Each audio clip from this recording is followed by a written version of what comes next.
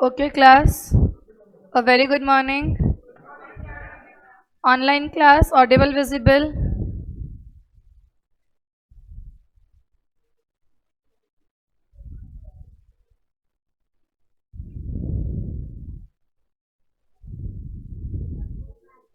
Okay हम लोगों ने कल की क्लास में क्या पढ़ लिया था?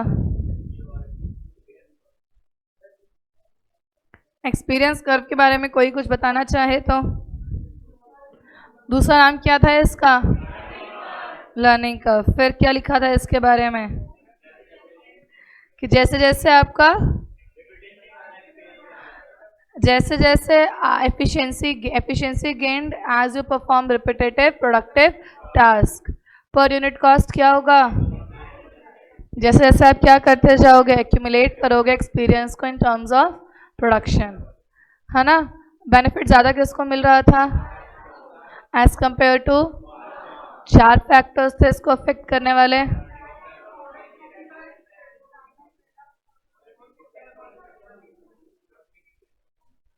चार पॉइंट्स एक तो लर्निंग इफेक्ट्स कितने जल्दी हैं, प्रोडक्ट में चेंजेस आना, टेक्नोलॉजी में चेंजेस आना और इकोनॉमीज ऑफ स्केल। बाद में इसका एक ग्राफ था। फिर हम लोगों ने पॉइंट कौन सा देखा था? एसबीयू। एसबीयू एक इंडिपेंडेंट यूनिट होता है जो अपनी प्लानिंग खुद से करता है, सेपरेट मिशन है, सेपरेट विजन होता है। इसके अपने ओन सेट ऑफ कॉम्पिटिटर्स होते हैं, एक मैनेजर होता है जो रिस्पॉन्सिबल है प्रॉफिट के लिए और प्लानिंग के लिए। लास्ट पॉइंट क्या लिखा था इसके अंदर?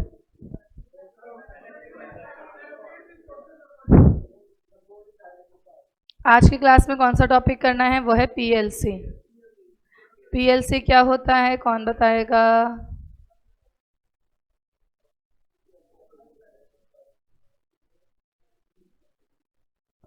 PLC is known as product life. अब मुझे क्या मैंने कहा था इसमें लिखा हुआ, वो पढ़ेंगे अगली क्लास में।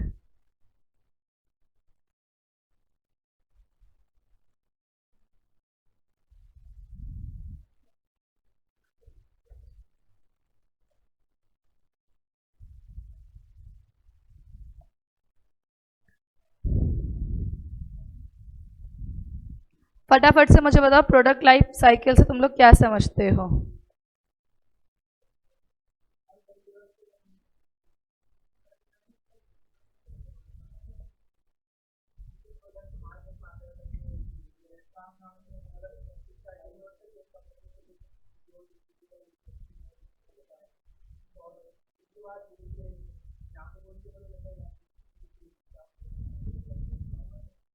Very good.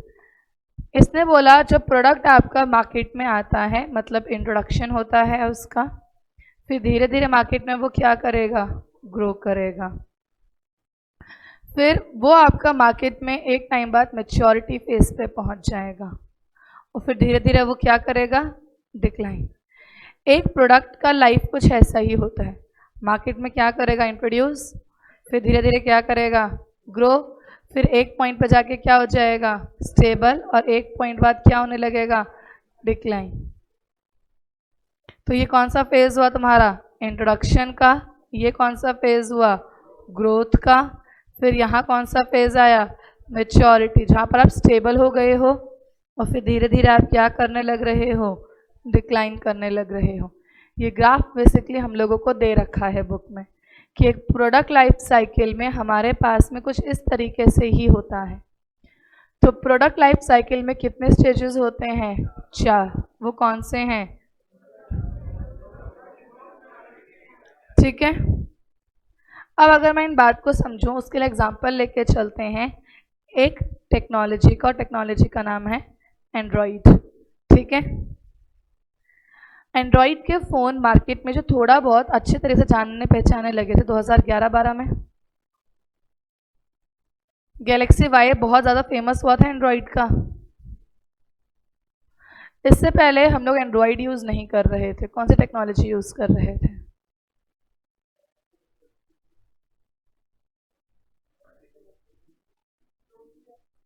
नोकिया टेक्नोलॉजी नहीं है, नोकिया फ़ोन है। जावा आता था इससे पहले। क्या आता था? जावा सॉफ्टवेयर यूज़ कर रहे थे।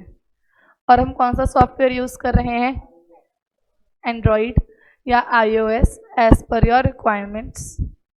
ठीक है, अफोर्डेबिलिटी हम लोग क्या देखते हैं, या हम iOS यूज़ कर रहे हैं या हम क्या यूज़ कर रहे हैं, एंड्रॉइड यूज़ कर रहे हैं, दोनों में से कोई एक। तो 2011-12 में मैं ये मानती हूँ कि एंड्रॉइड का कौन सा स्टेज था, इंट्रोडक्शन स्टेज था। कौन सा स्टेज था? और उस टाइम पे जावा का कौन सा स्टेज चल रहा था, डिक्लाइनिंग। जब जावा मार्केट से जा रहा था और धीरे धीरे लोगों ने अपने आप को किस पे शिफ्ट करने लगे थे, एंड्रॉइड पे। पर ऐसा कभी नहीं होता कि मार्केट में जब कोई नया प्रोडक्ट आता है तो कस्टमर तुरंत वो प्रोडक्ट खरीद ले। कस्टमर धीरे धीरे, जब 11-12 में एंड्रॉइड के फ़ोन मार्केट में आ चुके थे, क्या जावा के फ़ोन सेल होने बंद हो गए थे क्या? दे वर स्टिल देयर। और कुछ लोग तब भी उसको खरीद रहे थे क्योंकि कस्टमर को इतनी नॉलेज कि मार्केट में कोई नई टेक्नोलॉजी आ चुकी है और हमें उसी को परचेज करना चाहिए क्योंकि फ्यूचर उसी का है। तो इंट्रोडक्शन फेज़ वो फेज़ होता है जब एक प्रोडक्ट मार्केट में जस्ट नया नया आया ही है। मार्केट में इस फेज़ पे आपके प्रोडक्ट का प्राइस हमेशा ज़्यादा रहता है।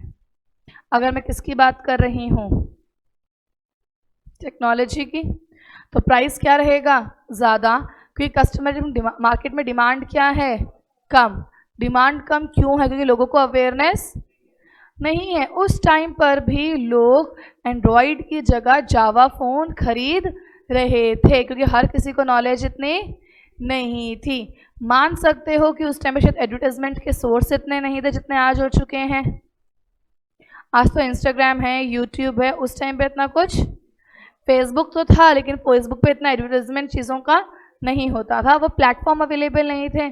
आज के टाइम पे तो नई टेक्नोलॉजी आते ही हवा की तरह फैल जाती है कि यूट्यूब पे उसका प्रीमियर आ जाता है सबसे पहले और वहाँ वो चलता रहेगा। जैसे आईफोन देखते हैं ना लोग, शौक होता है जब आईफोन का कोई नया वर्जन लॉन्च हो रहा होता है तो यूट्यूब पे देखते रहेंगे कि क्या चेंज आया है, कैसे चेंज आया है। तो लोगों में अवेयरनेस आ चुकी है। पर अगर उस टाइम की बात की जाए, जब से टॉपिक हमारी बुक में चल रहा है, उस टाइम पे अवेयरनेस नहीं थी, है ना। हाँ, ये टॉपिक काफ़ी टाइम से मैंने भी पढ़ा था। समझ में आई बात? तो फिर हम लोग इस बात को कह सकते हैं कि इंट्रोडक्शन फेज़ वो फेज़ होता है जब आपके प्रोडक्ट की मार्केट में प्राइजेस कैसे होते हैं, कम होते हैं। ठीक है, कम क्यों होते हैं? क्योंकि मार्केट में प्रोडक्ट की डिमांड कम है। मार्केट में प्राइसेस के कैसे होते हैं, हाई होते हैं, क्योंकि आपके प्रोडक्ट की डिमांड क्या है, क्यों कम है? बिकॉज नो कस्टमर अवेयरनेस, कोई खास अवेयरनेस भी।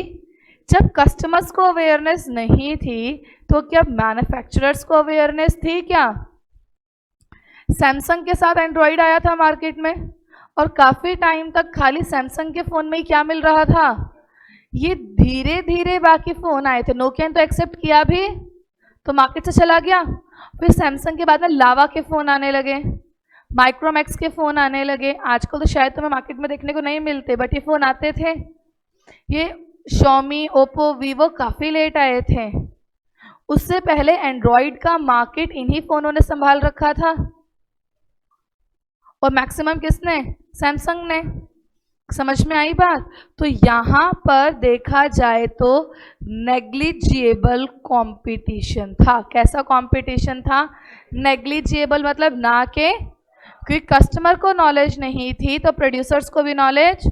आज के टाइम पे तुम ज़रा कोई नई टेक्नोलॉजी लेके दिखाओ, दूसरे तीसरे दिन उसकी कॉपी मार्केट में ना आ जाए तो, क्योंकि अवेयरनेस का लेवल बढ़ चुका है, चीज़ों को कस्टमर तक पहुंचाने के सोर्सेज इंक्रीज।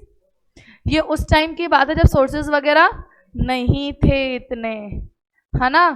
अब तो फेसबुक के आईफोन फेस लॉक लेकर नहीं आया कि उसके लेके आती तुरंत महीने के अंदर अंदर दूसरे फोन्स के अंदर आ गया था।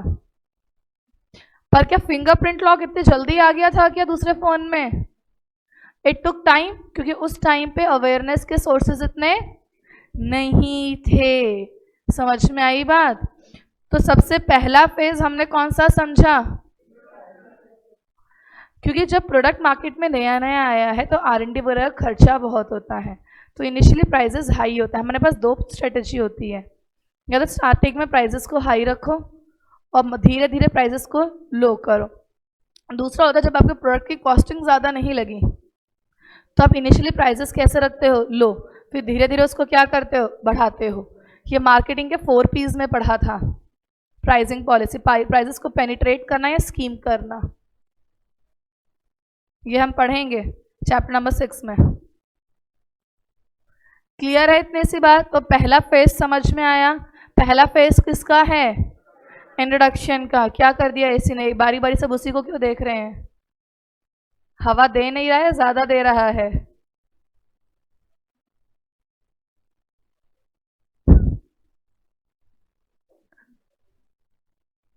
पहले एक बच्चा देखेगा, फिर तुम दूसरा बच्चा।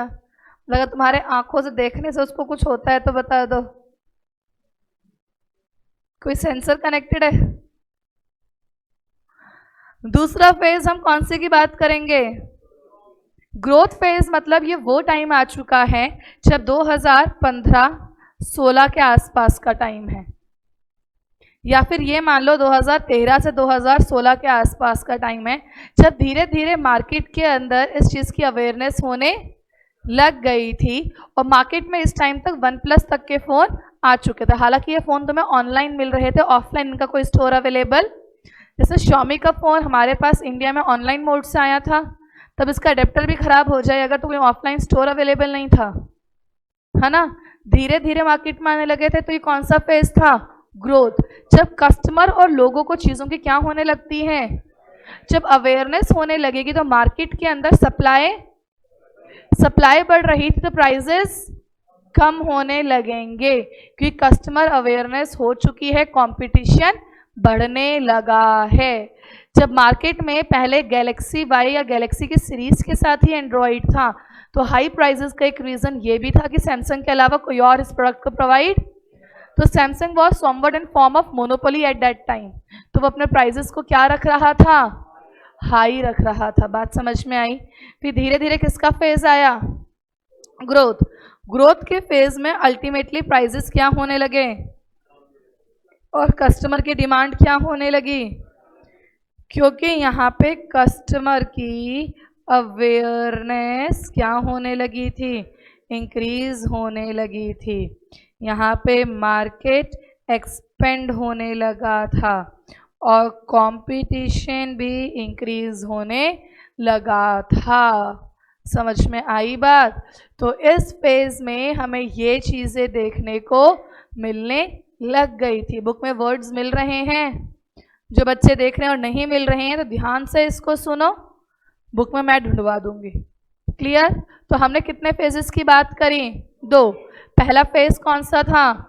इंट्रोडक्शन। वो फेज है जब प्रोडक्ट मार्केट में नया नया आया है, तो ऐसे फेज में डिमांड कम तो प्राइजेस, नो कस्टमर अवेयरनेस तो नेग्लिजेंस कॉम्पिटिशन था। नेग्लिजिबल का मतलब होता है ना के बराबर। क्या होता है नेग्लिजिबल का मतलब? ना के बराबर। फिर कौन सा फेज आया? ग्रोथ।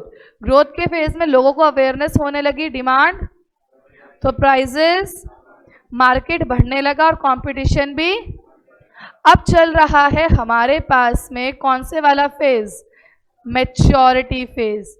मार्केट में देखा जाए तो आज के टाइम पे हम अभी की बात करें तो आपको जो ये फ़ोन मिल रहे हैं एंड्रॉयड के, ये फ़ोन थोक के भाव मिल रहे हैं।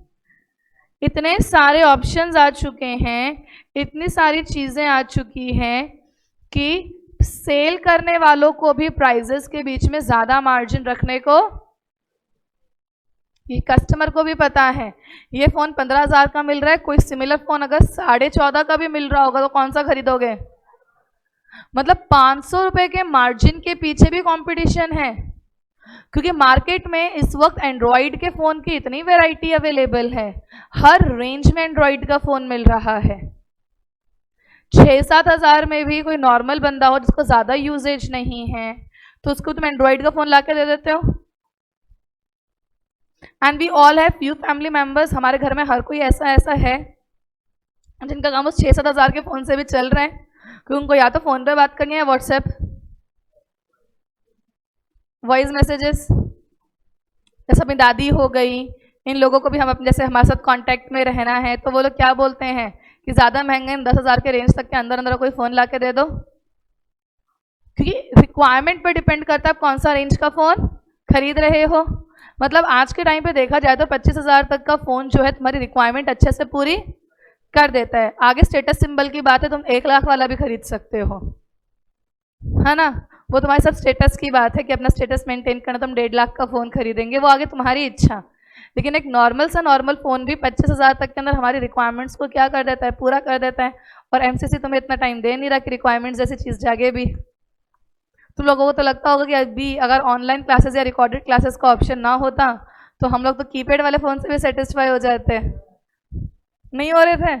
क्यों? रेडियो पे गाने सुन लेते, उसका भी टाइम नहीं मिल रहा।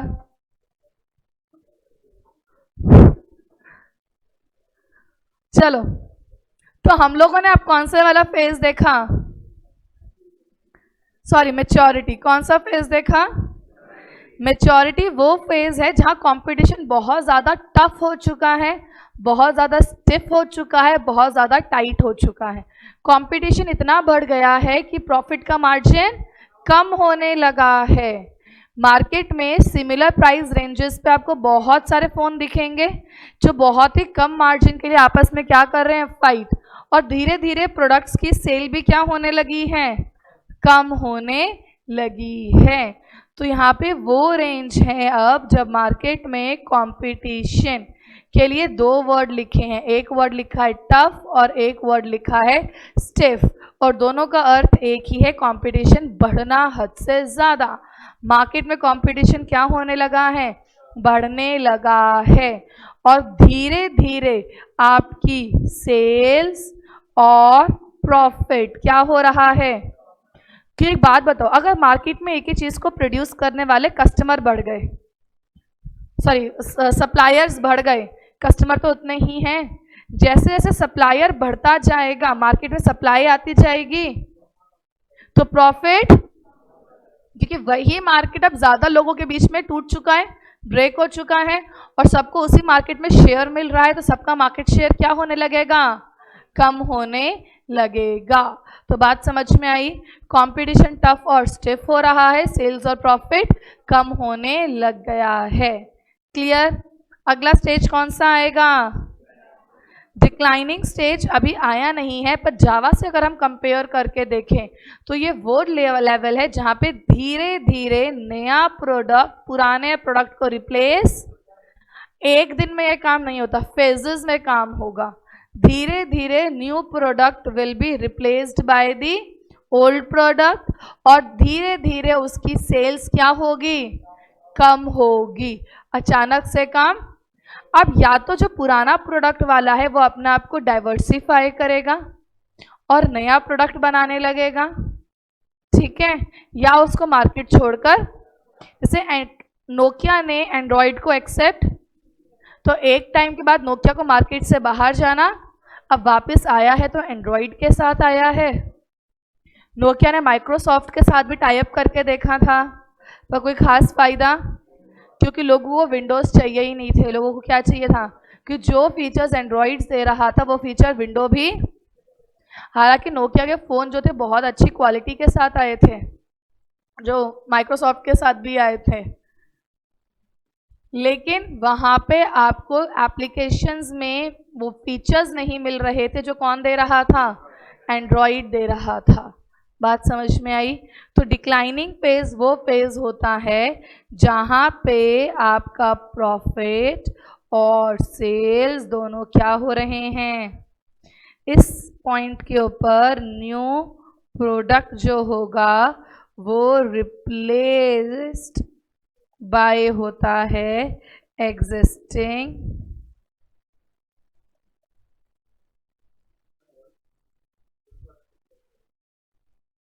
हाँ भाई ओल्ड प्रोडक्ट। क्लियर है बात?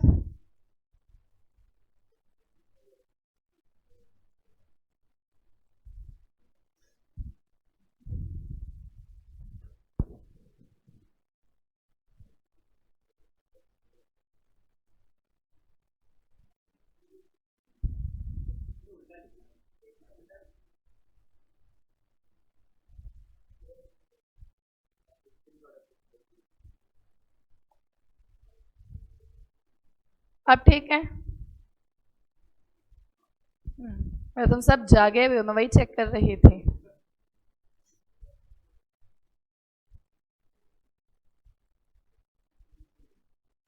और जिन बच्चों ने सेम लाइन कॉपी पेस्ट कर दी थी वो कौन सा ख्यालों में है? जिन लोगों ने जो मैंने लिखा था वही कॉपी पेस्ट कितने लोगों ने कर दिया था? बताएंगे थोड़ी, हम कर भी दिया था तो। नोट डाउन हो गया? पीछे सबका हो गया? तुम्हें समझ में आ रहा है ना सबको? वो तुम कहता नोट्स वापस नहीं कर रहे तुम उसके,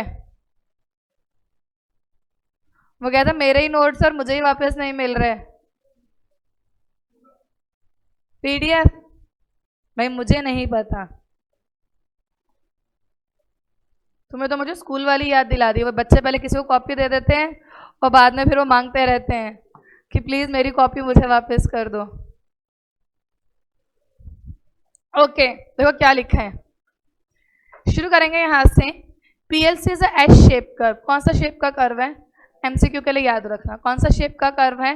एस शेप कर्व है, जो एग्जिबिट कर रहा है, मतलब एक्सप्लेन कर रहा है relationship between sales with respect of time. के साथ साथ सेल्स बढ़ रही थी, बाद में क्या हो रही थी?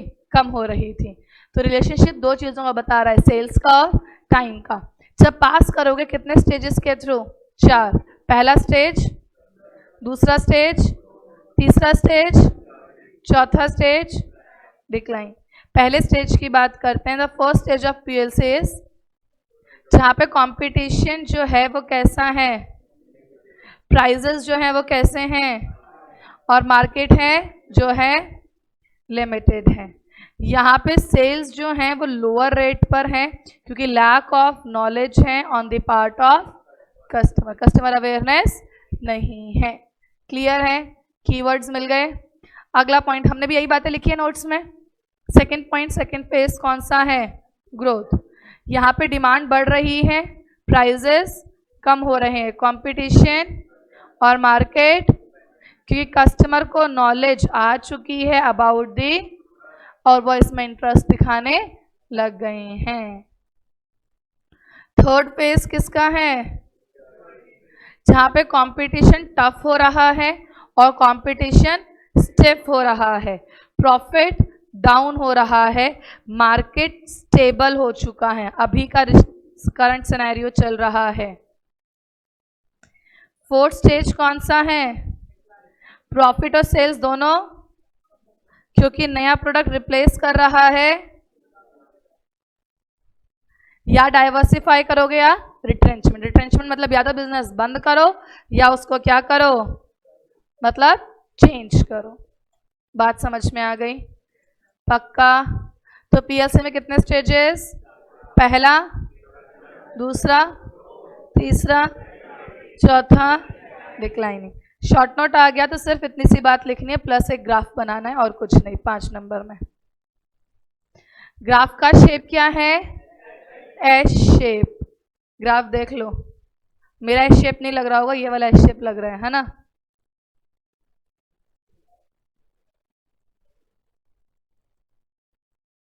अब लगे या ना लगे, एस शेप ही है।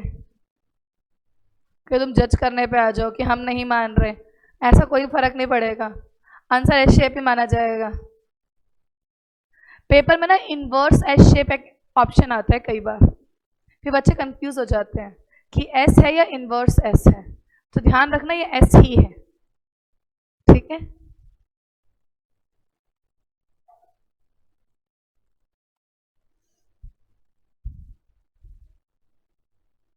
अब देखो हमारे पास में हम लोगों ने कॉन्सेप्ट तो पढ़ लिए।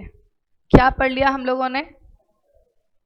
हमारे पास में कितने कॉन्सेप्ट्स दे रखे थे? 3। कौन से थे वो 3 कॉन्सेप्ट?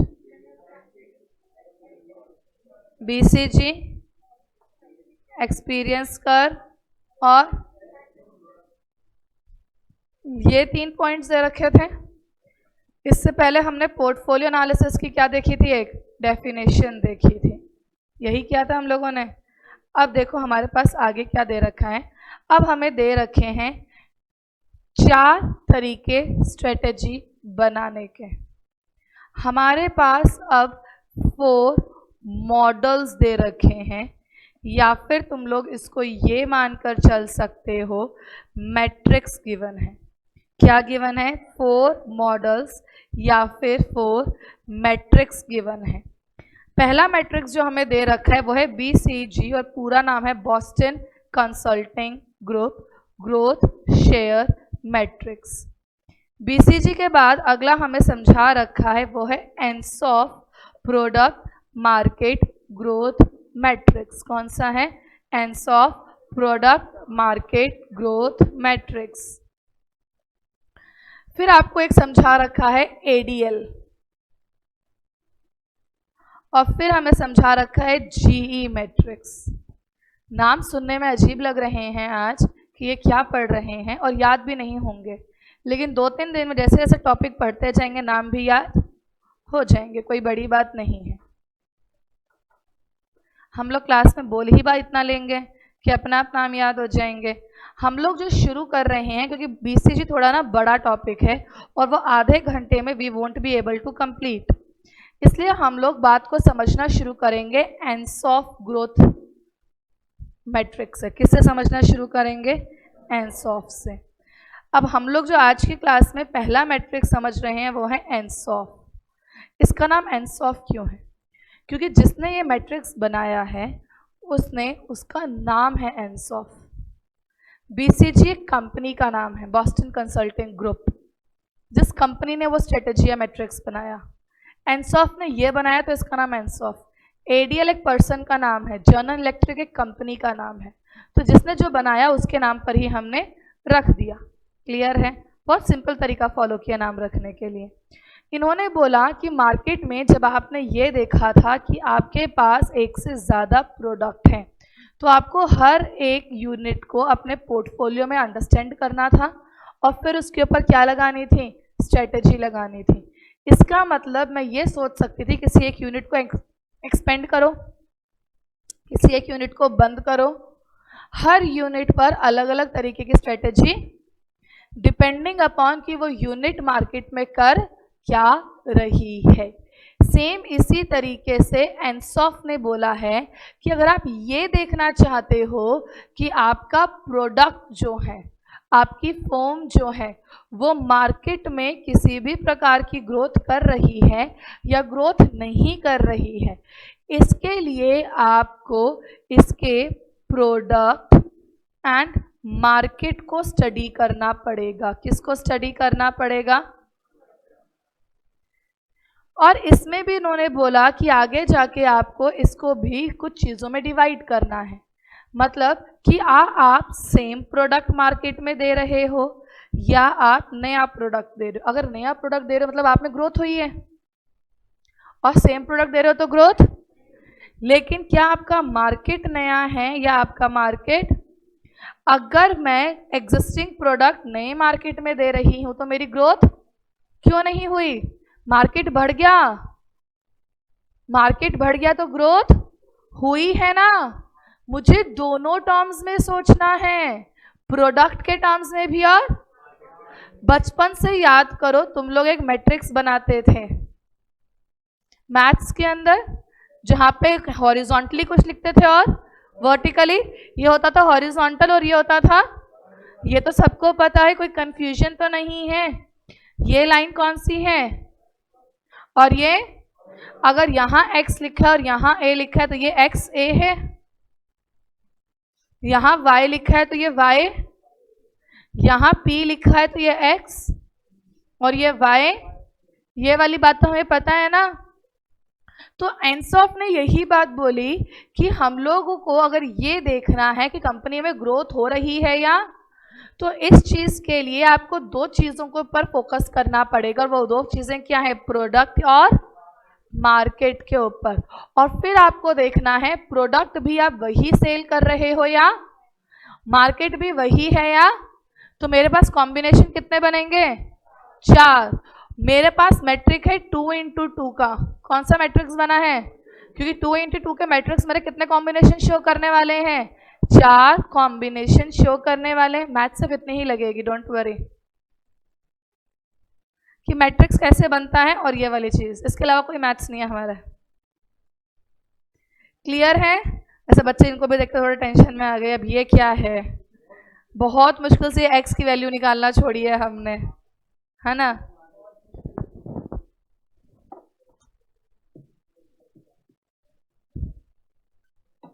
एक्चुअली प्रॉब्लम ये सब नहीं, प्रॉब्लम को डिफरेंशिएशन इंटीग्रेशन दे देते हैं।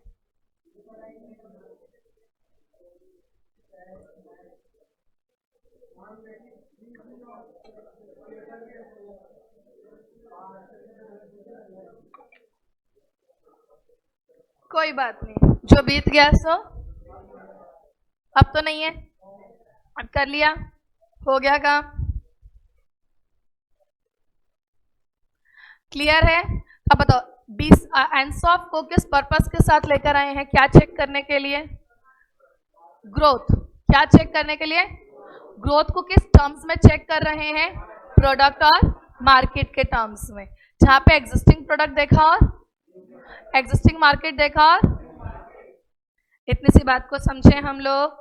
तो एनसॉफ जो है प्रोडक्ट मार्केट ग्रोथ मैट्रिक्स है। अब नाम समझे क्यों रखा गया है ये? एनसॉफ का नाम है प्रोडक्ट मार्केट की growth matrix. The Ansoff product market growth matrix is useful tool decide करने के लिए प्रोडक्ट और मार्केट की ग्रोथ। मतलब ये पर्पस है इसका कि ये प्रोडक्ट और मार्केट की ग्रोथ स्ट्रेटेजी बताता है। In short Ansoff is a growth strategy. अगर एमसीक्यू में पूछा जाए कि एनसॉफ क्यों यूज करते हैं और वर्ड लिखा है ग्रोथ, तो अपना आंसर क्या है? प्रोडक्ट मार्केट ग्रोथ लिखा तो और भी अच्छी बात है, पर इतना बड़ा नाम लिखेंगे नहीं। इतना बड़ा नाम लिखे तुम्हें पता चल जाएगा। समझ में आई ना बात? और अगर तुम्हारी किस्मत अच्छी है तो शायद पूरा नाम भी लिख के दे दे। तो एनसॉफ किसके लिए यूज होता है? ग्रोथ स्ट्रेटेजी पर यूज होता है, जिसके लिए ये बोलता है कि इसकी जो ग्रोथ है वो डिपेंड करती है मार्केट के नए और पुराने होने पर, और नए और पुराने होने पे आपके प्रोडक्ट पे। किस पे डिपेंड करती है ग्रोथ? कि मार्केट नया और पुराना है और प्रोडक्ट नया और पुराना है या नहीं है। फिर अपना क्या बना हुआ है नीचे? एक मैट्रिक्स 2x2। हॉरिजॉन्टल एक्सिस पे क्या समझाया गया है?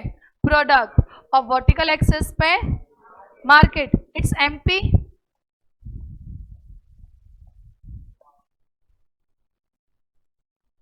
कंफ्यूजन रहता है ना, मार्केट कहाँ आएगा प्रोडक्ट कहाँ आएगा, तो हमने क्या बोल दिया? इट्स एमपी, मार्केट और प्रोडक्ट। फिर एग्जिस्टिंग नया, एग्जिस्टिंग नया तो हम लिख लेंगे, ये एग्जिस्टिंग है और ये एग्जिस्टिंग है और ये, मतलब ये बना एग्जिस्टिंग एग्जिस्टिंग से, ये बना एग्जिस्टिंग और ये बना न्यू और ये न्यू न्यू से।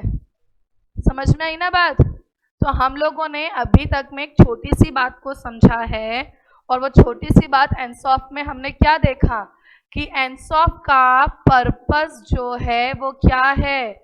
इसका पर्पस है ग्रोथ स्ट्रेटेजी। क्या है इसका पर्पस? इन टर्म्स ऑफ, किसके टर्म्स में?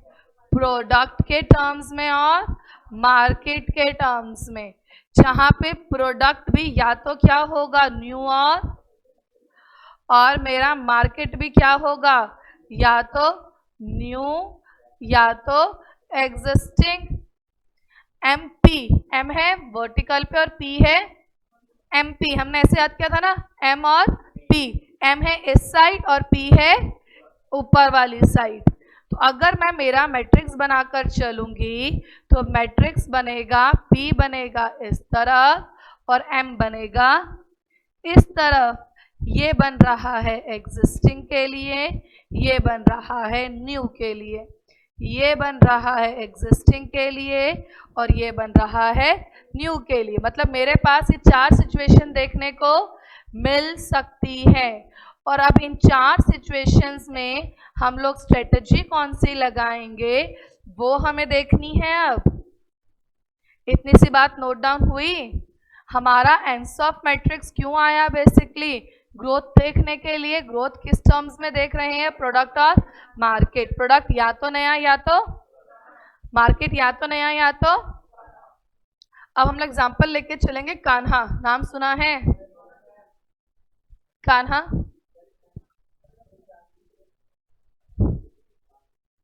तानसुक खाना, यही है ना कान्हा।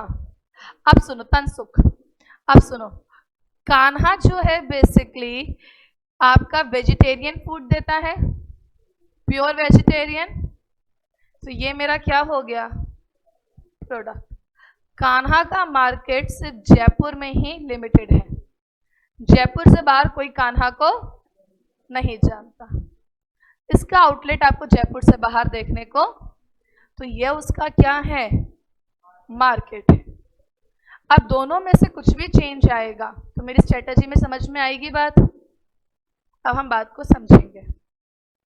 हमने बोला कान्हा जो है वो वेजिटेरियन फूड ही दे रहा है और जयपुर में ही दे रहा है, तो स्ट्रेटजी भी एग्जिस्टिंग, सॉरी मार्केट भी एग्जिस्टिंग है और प्रोडक्ट भी। पर मैं इसमें भी ग्रोथ ढूंढ रही हूँ। क्या ढूंढ रही हूँ? मतलब मैं इस केस में भी अपनी सेल्स को, अब बताओ तुम उसी कस्टमर को वही चीज दे रहे हो, तुम सेल्स कैसे बढ़ाओगे?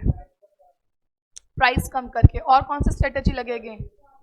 क्वालिटी इंची करो, प्राइस कम करो, एडवर्टाइजमेंट ज्यादा करो। तुम लोगों ने हल्दीराम और बीकानेर वाले का कभी ब्रेकफास्ट मेन्यू सुना था? अगर आप सुबह 8:30 बजे से लेकर 11:30 बजे तक आते हो तो आपको डोसा वगैरह 50% रेट पे मिल रहे थे। जो डोसा नॉर्मली 120 या 140 का था वो आपको उस दौरान 60 या 70 का पड़ रहा था। जो चीज ग्रिल सैंडविच आप लोग 125 से 130 तक का ले रहे थे वो आपको 60 रुपए में मिल रहा था, अलॉन्ग विद द चिप्स का पैकेट जो साइड में आता है। इसी तरीके से इडली ले लो, मतलब जो जो आइटम तुम ब्रेकफास्ट में खाते हो वो सभी के सभी item you are getting at a 50% discount. Reasons behind it, reason बहुत सिंपल था। हम लोग अगर हल्दीराम देखें, बीकानेर वाला देखें, कान्हा जैसी जगह देखें तो लंच करने लोग जा रहे हैं, ठीक है, डिनर करने भी, इवनिंग स्नैक्स के लिए भी। अब अगर ये लोग सेल्स को बढ़ाना चाहते हैं तो कौन सा एरिया बच गया? ब्रेकफास्ट। और हम सबको पता है कि 2 इडली किसी भी हालत में 120 रुपए के तो कॉस्ट नहीं पड़ाते, और वो इडली वो पूरा दिन के लिए बना के रख रहे हैं, वो सब गर्म करके तुम्हें देते हैं ना। तो जो खाना उन्होंने पूरे दिन के लिए बनाया है वो खाना सुबह थोड़ा जल्दी बन गया तो कॉस्ट पे असर, और वो अगर तुम्हें 50% रेट पे सेल के नाम पे दे भी रहे हैं तो उन्होंने अपनी कैपेसिटी इंक्रीज कर दी मॉर्निंग के स्लॉट की। समझ रहे हो मेरी बात को? और इससे उनकी सेल्स क्या हो गई, पर इनके खर्चे पे इतना असर नहीं पड़ा।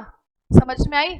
अब अगर हम लोग मूवी देखने जा रहे हैं, फॉर एग्जांपल हम लोग 11 साढ़े 11 की मूवी देखने चले जाते हैं, तो हम लोग बोलेंगे मूवी के बाद खाने से अच्छा लेट्स ईट। घर से 1-1 डेढ़ घंटा जल्दी निकल जाएंगे, पहले कुछ खा लेंगे फिर मूवी देख लेंगे, हमें इंटरवल में पॉपकॉर्न भी नहीं खाने पड़ेंगे। समझ में आई ना बात? क्योंकि टिकट से तो पॉपकॉर्न, मतलब टिकट से महंगा तो पॉपकॉर्न पड़ जाता है। तो फिर अगर एक नॉर्मल ह्यूमन बीइंग के पॉइंट ऑफ व्यू से देखा जाए तो वो अपने आप को स्विच करेगा। और ये नॉर्मल ह्यूमन बीइंग में भी हम जैसे लोग, जब मैं पढ़ रही थी और अब तुम लोग पढ़ रहे हो, तो you can shift your time. तो उन्होंने अपने उस मॉर्निंग स्लॉट को क्या कर दिया, अब अगर तुम उस दौरान ना तुम हल्दीराम या बीकानेर को संडे को चले जाते हैं, सारे के सारे लोग ऐसे ब्रश करके सीधा वहाँ ब्रेकफास्ट करने पहुंचे होते थे, क्योंकि घर में भी लेडीज मना कर देंगे मैं नाश्ता नहीं बना रही आज तो वहीं चलो खाना खाने। और फिर तुम्हें भी क्या लगेगा 50% पे मिल तो रहा है, लेट्स गो एंड ईट। घर वाले भी खुश, खर्चा भी फालतू नहीं। तो ये स्ट्रेटेजी कौन सी हुई? Market penetration. कौन सी स्ट्रेटेजी हुई? पेनिट्रेशन का मतलब होता है जबरदस्ती एक जगह पर बने हुए रहो। क्या होता है पेनिट्रेशन का मतलब? खुद सोचो, they created their scope. Scope था नहीं, दे क्रिएटेड, स्कोप को बनाया गया, क्योंकि तुम कस्टमर को वही चीज दे रहे हो। तो कैसे सेल्स बढ़ाओगे? तो जबरदस्ती किसी चीज के स्कोप को बढ़ाना। तो उसको हमने मार्केट में बने रहना बोलते हैं। क्या बोलते हैं? Market penetration. तो यहां मेरी कौन सी स्ट्रेटेजी लग रही है? Market penetration. कौन सी लगी?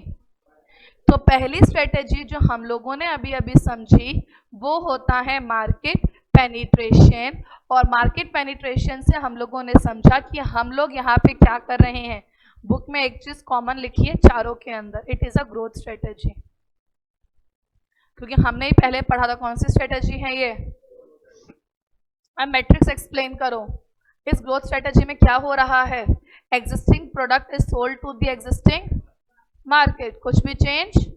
तो यहाँ पे हम लोग क्या कर रहे हैं, यहाँ पे हम लोग एग्जिस्टिंग प्रोडक्ट जो है वो हम लोग प्रोवाइड कर रहे हैं, किसको, टू एग्जिस्टिंग कस्टमर। मार्केट में कौन होते हैं, कस्टमर। तो यहाँ हम लोग क्या कर रहे हैं, एग्जिस्टिंग प्रोडक्ट प्रोवाइड कर रहे हैं एग्जिस्टिंग। अब इसी लाइन को ना घुमाकर एक या दो बार फिर से लिख देंगे ये लोग बुक में, अगर तुम लोग देखोगे तो, कि ये लोग ना कोई मॉडिफिकेशन नहीं कर रहे प्रोडक्ट में, कोई चेंज नहीं कर रहे प्रोडक्ट में, और वही प्रोडक्ट अपने मार्केट में क्या दे रहे हैं, सेल कर रहे हैं। क्लियर। अब आता है इसमें अगला पॉइंट, और वो अगला पॉइंट कौन सा है, अगर आप क्या करना चाहते हो, सेल्स को, तो इस केस में आप लोग जो स्ट्रेटेजी यूज करोगे वो दो स्ट्रेटेजी हैं, या तो आप प्राइसिंग स्ट्रेटेजी लगाओगे, ठीक है, या तो आप अग्रेसिव तरीके से, अग्रेसिव का मतलब होता है बहुत ही ज्यादा, क्या करोगे, प्रमोशंस करोगे, एडवर्टाइजमेंट्स करोगे, होर्डिंग्स लगाओगे, यूट्यूब पे ऐड दोगे बीच बीच में कि अब खाना खाना हुआ और भी सस्ता। जैसे स्विगी और जोमेटो के आते हैं ना, वो अप टू 50% डिस्काउंट के नाम पे, ऑर्डर नाउ,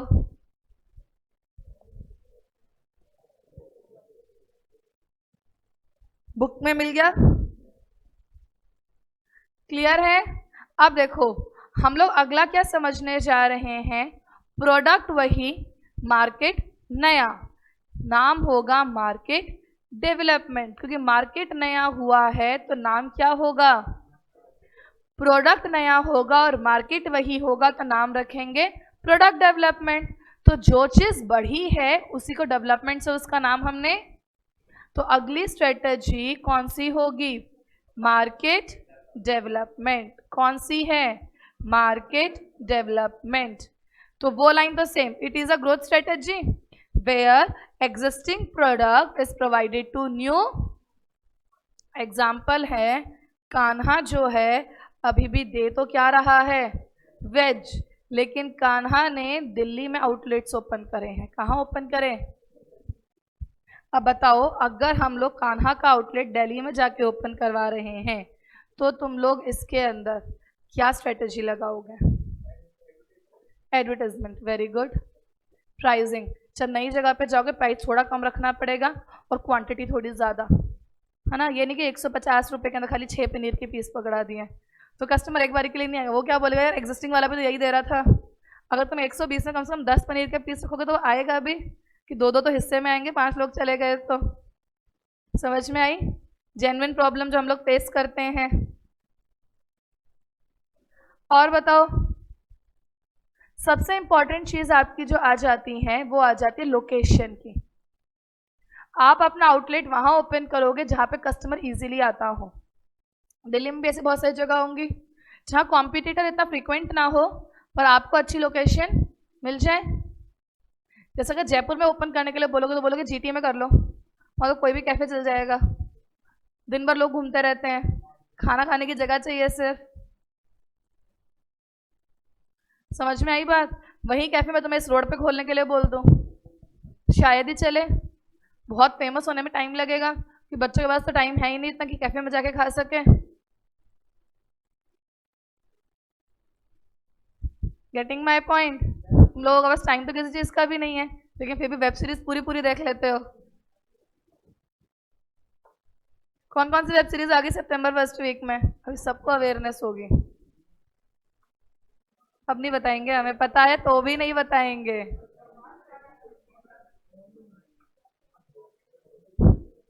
चलो क्या लिखा है, it is a growth strategy.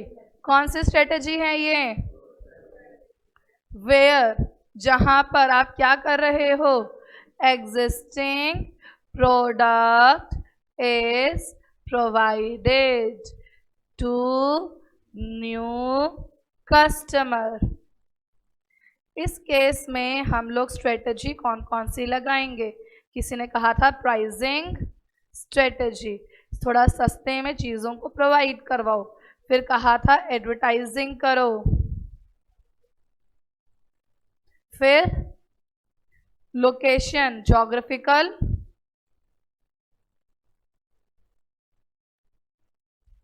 Location. अब एक देखो, वो है प्रोडक्ट की पैकेजिंग। क्या है?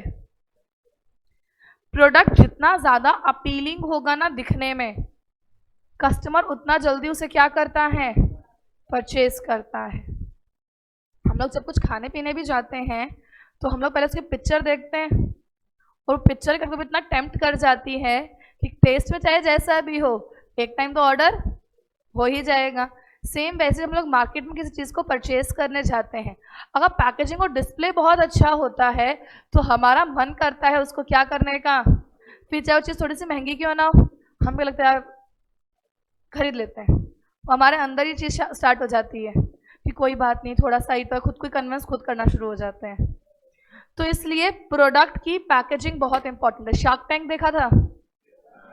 वो लोग प्रोडक्ट की पैकेजिंग पे बहुत गौर करते होते थे, क्योंकि प्रोडक्ट की पैकेजिंग कस्टमर को कहीं ना कहीं अपील करता है, वो कस्टमर को अट्रैक्ट करने के काम आएगा। क्लियर है? दो स्ट्रेटेजीज, पहली कौन सी थी? मार्केट पेनिट्रेशन, दूसरी कौन सी थी? Market development. अब देखो अपने पास बॉक्स बच गया ये वाला, और ये बॉक्स हमें क्या कह रहा है? इस बॉक्स में लिखा है प्रोडक्ट नया, मार्केट पुराना। तो डेवलप क्या हो रहा है?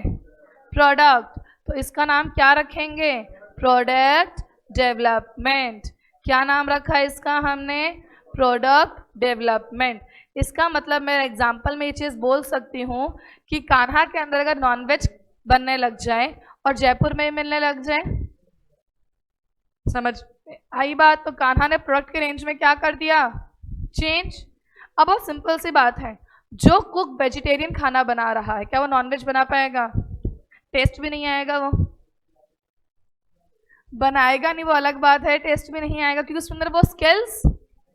तो जब आप कोई नया प्रोडक्ट मार्केट में लॉन्च करते हो और मार्केट वही रखोगे, तो आपको नया स्किल्स लेकर आने पड़ेंगे, नए इक्विपमेंट्स लेकर आने, जो उस नए प्रोडक्ट के लिए क्या करेगा? इंपॉर्टेंट होगा। यहाँ पे सिर्फ एक ही स्ट्रेटेजी लिखी है, आपको स्किल्स और कॉम्पिटेंस को क्या करना है? डेवलप करना है। सिर्फ क्या करना है? स्किल्स और कॉम्पिटेंस को डेवलप करना है। तो हमारे पास में जो अगला पॉइंट यहाँ लिख के दे रखा है वो कौन सा है आपका? Product development. फिर से वो दो लाइनें सेम रहेंगी। पहली लाइन क्या है? इट इज अ, अब तक तो रट गया होगा, एंड्स ऑफ का पर्पस, ग्रोथ स्ट्रेटेजी, है ना? जहां पे हम लोग क्या कर रहे हैं? नए प्रोडक्ट को सर्व कर रहे हैं टू एग्जिस्टिंग कस्टमर। अपना बुक में एक लाइन और लिख दी, वो क्या लिख दी? कि हम लोग ना प्रोडक्ट को मॉडिफाई कर रहे हैं, उसमें मेजर चेंजेस लेकर आ रहे हैं, और फिर उसे किसको दे रहे हैं? एग्जिस्टिंग कस्टमर को। मतलब बात तो अभी भी वही बोल रहा है कि हम लोग क्या कर रहे हैं? नया प्रोडक्ट एग्जिस्टिंग कस्टमर को, बस लाइन को एक रिपीटेड करके भी दिखा दिया। यहाँ सिर्फ एक ही स्ट्रेटेजी है, वो क्या है? तुम्हें अपने स्किल्स को एंड अपने कॉम्पिटेंस को क्या करना है? डेवलप करना है। क्या करना है? स्किल्स और कॉम्पिटेंस को डेवलप करना है। ये चीज़ कौन सी हुई? Product development. कौन सी हुई? अब है हमारे पास में लास्ट पॉइंट, न्यू प्रोडक्ट सर्व, SE येलो। मेरी राइटिंग बहुत सुंदर है एक्चुअली, पता है मुझे।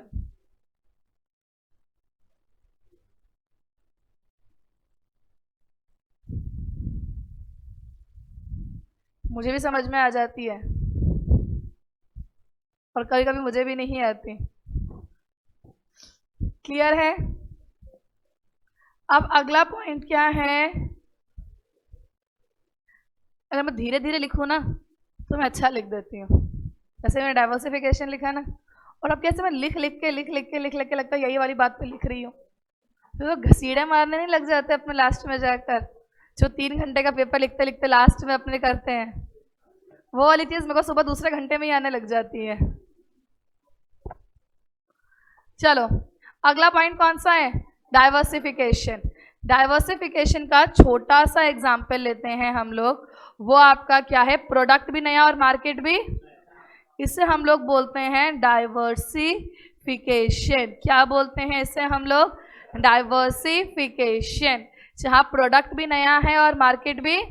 अब देखो छोटी सी बात पे ध्यान रखना, जब प्रोडक्ट डेवलपमेंट होगा ना तो नया प्रोडक्ट विल बी समहाउ, कुछ ना कुछ करके रिलेटेड होगा ओल्ड से। जैसे कि नॉन वेज और वेज दोनों है तो खाना ही। यहाँ पर आपके कान्हा ने पहले खाना फूड में था, खाना खाने में था। अब हम लोग कान्हा टेक्सटाइल में आ गए, कपड़े के बिजनेस में आ गए। तो ये हुआ डाइवर्सिफिकेशन। क्या हुआ? जब आपका प्रोडक्ट कंप्लीटली क्या हो गया? चेंज हो गया है। तब हम कौन सा लिखेंगे? अब एक बात बताओ, ये भी ग्रोथ स्ट्रेटेजी है जहां पे आप लोग क्या कर रहे हो? नया प्रोडक्ट नए कस्टमर को। एक बात बताओ, कान्हा का खाना अच्छा है तो जरूरी है कि कपड़े भी अच्छे निकलेंगे, क्लोथ्स अच्छे होंगे। मतलब एग्जिस्टिंग का गुडविल नए पर इफेक्ट नहीं करेगा, एग्जिस्टिंग का गुडविल नए पे इफेक्ट।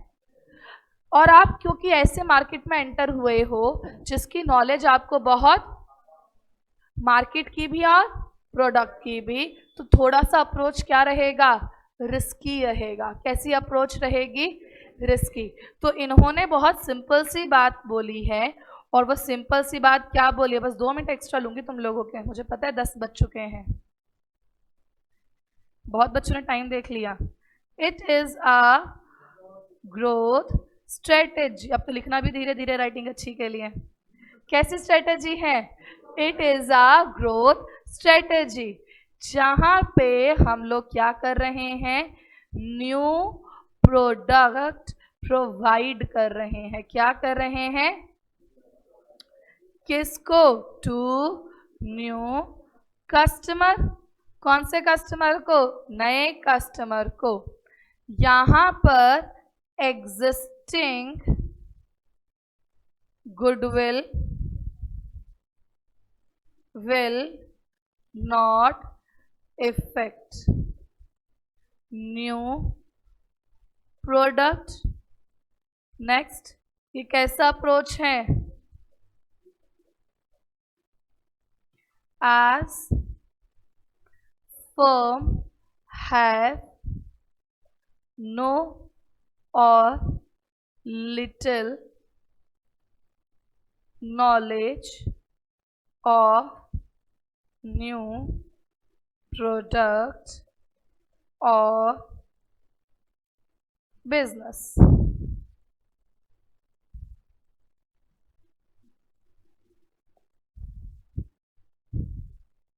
रीडेबल? क्लियर है हमारी बात? तो डाइवर्सिफिकेशन भी अपने आप में कैसी स्ट्रेटेजी है? जहाँ पे नया प्रोडक्ट प्रोवाइड कर रहा है नए कस्टमर को, एग्जिस्टिंग गुडविल, एग्जिस्टिंग चीजें बेनिफिट प्रोवाइड। अप्रोच कैसा है? क्योंकि यहाँ पे नो और लिटिल नॉलेज है किसकी? क्लियर है बात? बुक में से कल की क्लास में रीड करेंगे, बाकी बच्चों को आज मिल चुका होगा काफी सारों को, तो ठीक है। और इसकी एक केस स्टडी है बैक में, वो कल क्लास में तो मैं डिस्कस करवाऊंगी मैं। तो पीएलसी और एनसॉफ के पॉइंट को थोड़ा अच्छे से घर से पढ़कर आ जाना। एक सेकेंड,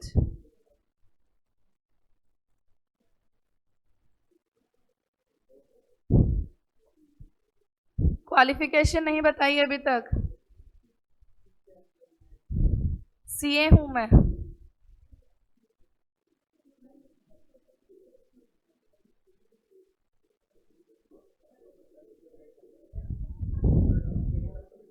और कोई डाउट तो नहीं था?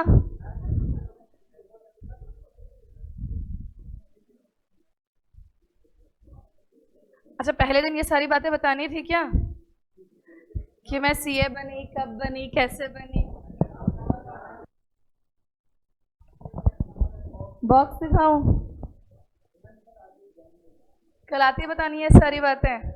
अच्छा, मैं कभी नहीं बताती ये सारी बातें, क्योंकि पहले मैं नाम बता देती थी, लेकिन आजकल आप लोगों के पास शेड्यूल आ जाता है तो वहाँ फैकल्टी का नाम लिखा होता है, तो मैंने वो कष्ट लेना भी बंद कर दिया।